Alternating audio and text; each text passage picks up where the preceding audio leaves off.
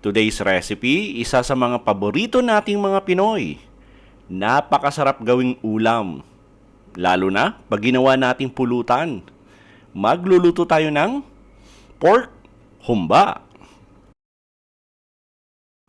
Umpisa na natin at napakasimple lang at napakadali lang lutuin ang recipe na to.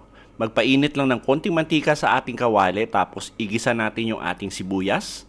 At yung sibuyas pala natin ay hiniwa lang natin yan ng maninipis. Igisa lang natin ng mga 1 minuto or hanggang magbago yung appearance nito. Tapos, isunod na natin yung ating bawang at yung bawang natin ay hiniwa lang natin yan ng medyo pino. Sangkutsa lang natin ng mga 1 minuto ulit.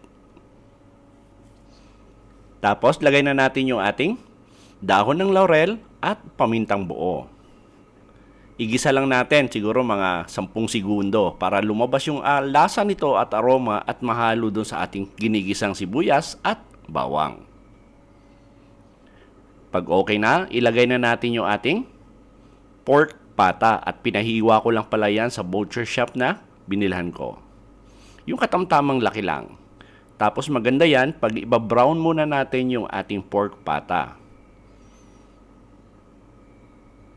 Siguro mga 5 minuto nating i-braise yung ating pork pata para maging brown ito. At moderate flame lang yung gagamitin natin. And by the way, para sa kumpleto at tamang timbang ng ating recipe, sinulat ko po sa description box.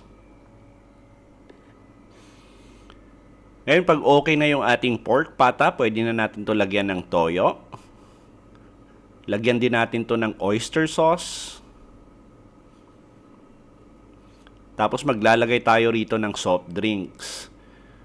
Haluin muna natin saglit.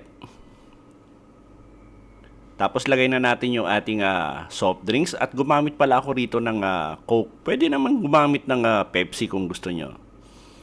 At isang 350 ml yung ginamit natin dito. At hindi po yan sapat para magpalambot ng ating pata. At naglagay pa ako ng 1 basong tubig. Gagawin natin dito ay palalambutin lang natin to ng mga higit 1 oras, mahinang apoy lang. Para lumabas talaga yung lasa ng ating pork pata. After 1 hour, malambot na yung ating pork pata. Lagay na natin yung ating puso ng saging. Ito yung banana blossom. Dry po ito at binabad ko lang sa tubig at piniga.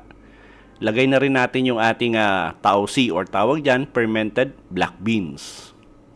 Lagay tayo na 1 pirasong broth cubes. Ngayon kung gusto nyo ng medyo matamis pa, dagdag na lang kayo ng brown sugar. Pero sa akin, yung tamis ng soft drinks ay tamang-tama na yon. Tapos lagyan natin to ng suka. Tapos pag naglagay kayo ng suka, huwag nyo munang haluin for at least 2 minutes.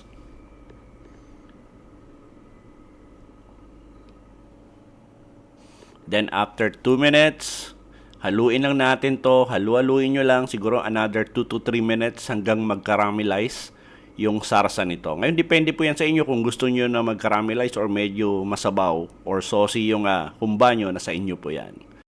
Ilipat lang natin sa ating serving plate at i-enjoy yung ating napakasarap na pork humba recipe.